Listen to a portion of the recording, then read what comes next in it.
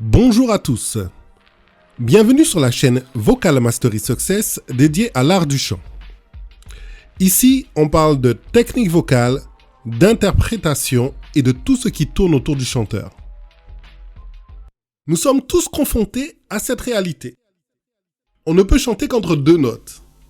La note la plus grave et la note la plus aiguë que nous arrivons à faire. Toutes les chansons dont la mélodie déborde de ces deux notes seront impossibles à chanter en l'état.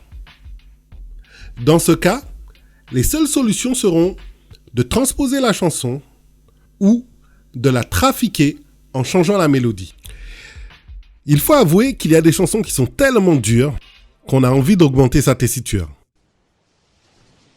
La limite dans les graves. Si vous ne descendez pas beaucoup dans les graves, en travaillant correctement, vous pouvez choper quelques notes, mais rien de très marquant. Votre travail consistera à donner un peu plus de corps à vos notes graves, mais vous ne gagnerez pas une octave malheureusement. Les graves de la voix ne sont pas très extensibles. Vous les avez ou vous ne les avez pas. La limite dans les aigus.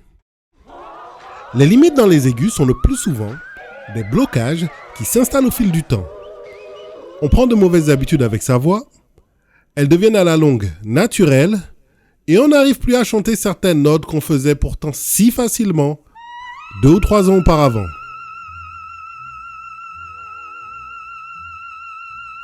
La bonne nouvelle, c'est que les aigus de tout le monde sont accessibles, car il s'agit de récupérer quelque chose qui est en nous. Il s'agit de récupérer ses réflexes naturels. Comment faire? Pour récupérer des aigus ou en acquérir de nouveaux, il vous faut 2 choses. Premièrement, une bonne compréhension des mécanismes de votre voix. Vous est-il déjà arrivé de demander à un chanteur comment il fait pour chanter et qu'il n'arrive pas à vous l'expliquer, comme si sa voix était un mystère?